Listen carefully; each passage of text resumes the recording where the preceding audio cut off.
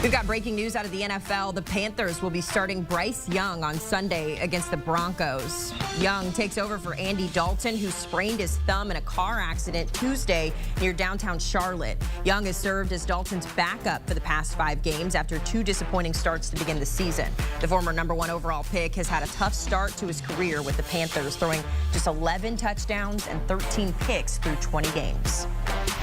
For more on the situation, we bring in our NFL insider, Jonathan Jones. JJ, what you got? What's the latest in this situation? So on Sunday, Haley, after that 40-7 loss to the Washington Commanders, Dave Canales made no bones about it. Andy Dalton was going to be the starter for the Carolina Panthers moving forward against the Denver Broncos this week. And then on Tuesday afternoon, he gets in a car accident with his family. And apparently he had his right hand on the steering wheel at the time of impact, sprained his right thumb, so that's his throwing hand.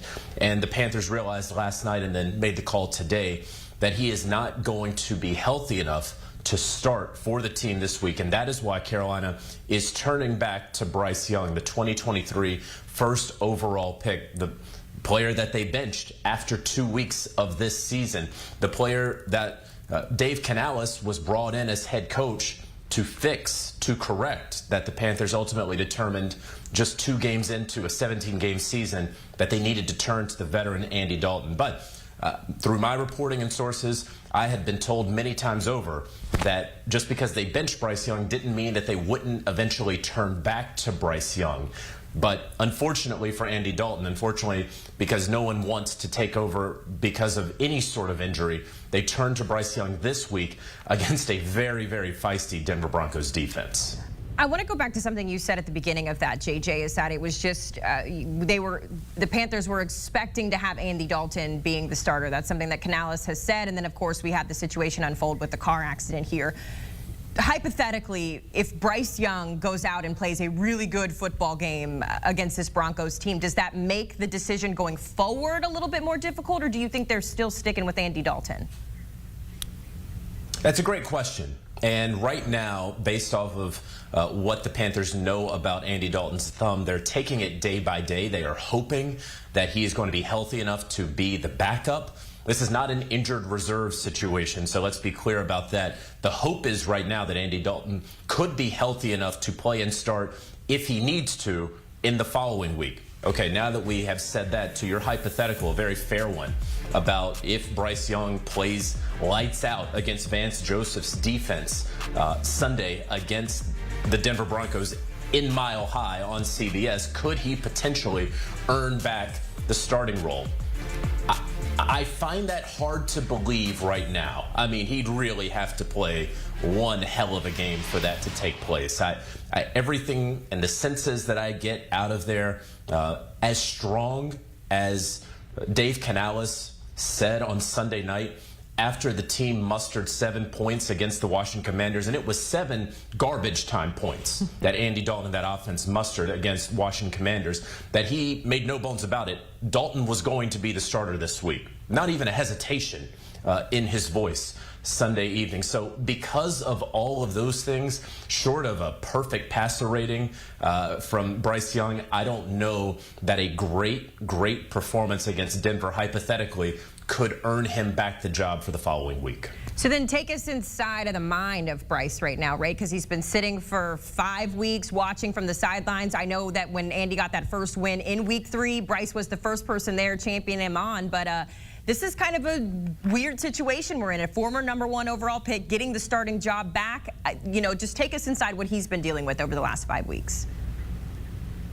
It's definitely weird, right? And it definitely is an ego shot. There's no question at all about it. And Bryce Young was not playing well. Look, you can't say that he was. This was a Carolina Panthers team 2 weeks into the season that had the worst 3rd down conversion rate of any NFL team in decades. And so, look, it hasn't gotten too much better. I think the Panthers are 30th in 3rd down conversion rate so far this season, almost to the midway point in the year. But the point being that Bryce was not putting the team in very good positions. This is only a team that, frankly, Haley, has gotten worse over the last couple of weeks. There are so many injuries. There's so many teams that are beginning to gel right now, and the Panthers are not one of them. again, they lost 40-7 to a Commanders team that was led by Marcus Mariota. And, you know, it wasn't just a Jaden Daniels thing. The Commanders aren't really known for their defense necessarily. This is not a particularly talented roster. In fact, in talking with folks this week about the Panthers, you could go as far as to say it is the least talented roster in the NFL. A lot of that has to do with injuries to so many of their star players. But be that as it may, they are bottom of the league in terms of talent. So what does Bryce have to do? Number one is take care of the football. There's no question about that. You can't turn the football over, give the Denver Broncos a short field. You can't give them anything like that. Number two, he has to be ready for the blitz, for the pressure that Vance Joseph is going to dial up. And so this week of work for Dave Canales, the head coach, offensive coordinator Brad Idzik, is going to be about making sure that they can give Bryce as much help as possible for when that pressure comes. You're going to have to run the ball with Chuba Hubbard, who's probably been the offensive MVP of this team, and you're going to have to hope that Deontay Johnson can be engaged out there on the field. I know it was a tough one for him last week, and it has been a tough season for him in Carolina, but in what may be his last game with the Carolina Panthers, Deontay Johnson, just before the trade deadline, he's going to have to be involved in the passing game for Bryce Young to have any sort of chance at a successful outing. Yeah, everyone is going to have to step up in this game if they're going to be successful. We actually have Dave Canales at the podium reacting to this news. Let's listen in.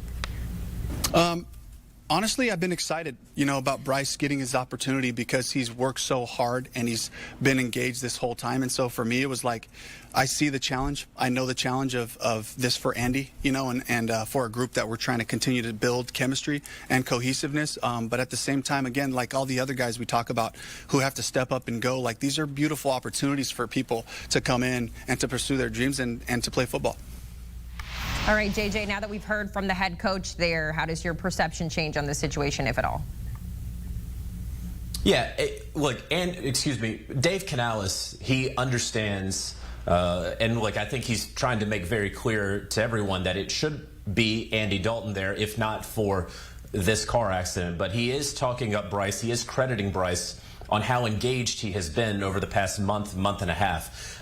I don't know that Bryce had any sort of leverage or if it's in his constitution necessarily to thump his chest, to pout, whine, complain publicly about how unfair this benching may have been for him. That was never the best thing for Bryce to do. And so you see him on the sideline cheering his teammates on, being the first to congratulate many of them. I've seen many times as the team goes into the locker room how he's dapping up guys at halftime and being that sort of leader that a lot of people have questioned about Bryce Young, because he is not that sort of guy who's full of braggadocio, and he's not that guy who's going to be loud necessarily. And so we see right there, that's really what we have seen from Bryce, is dapping up guys on the sideline. But it's great to know that in the week of practice, these last 5 or so weeks, that he has been engaged. And I think that's a compliment from Dave Canales. Now, he has to go out there on the field and show it, right? I mean, that's the reason why he got benched, because you can be engaged at training camp and all of those things. If you're not showing it on the field, you're going to go back to the sideline and you're going to ride the pine. So that's what the Panthers need to see from Bryce, is that engagement that you've had on Wednesday and Thursday and Friday's practices in the meeting rooms throughout the week. Apply it to the field on Sunday. And it's much easier, Haley, said than done, against, again, a Denver Broncos defense that is absolutely gelling right now, that has so many concepts that are unorthodox, that remind me so much of what Brian Flores is doing with the Minnesota Vikings. So again, this is going to be a very difficult challenge for Bryce Young, but that's what this reset was for in many cases. Yeah, it's tough that it's got to be the Broncos defense, man, to come back, but it gives them a good opportunity to maybe prove some haters wrong. I don't know. We'll see. JJ, we know you'll be on top of it whenever it happens. Our Jonathan Jones helping us get ready for the new starter in Carolina. It is Bryce Young who will get the start against the Broncos on Sunday. That game happening on CBS. Our Amanda Guerra, by the way, will be on the sidelines for that one. So make sure you listen in to her reporting and tune in to all of these games you see on your screen on CBS and streaming on Paramount+.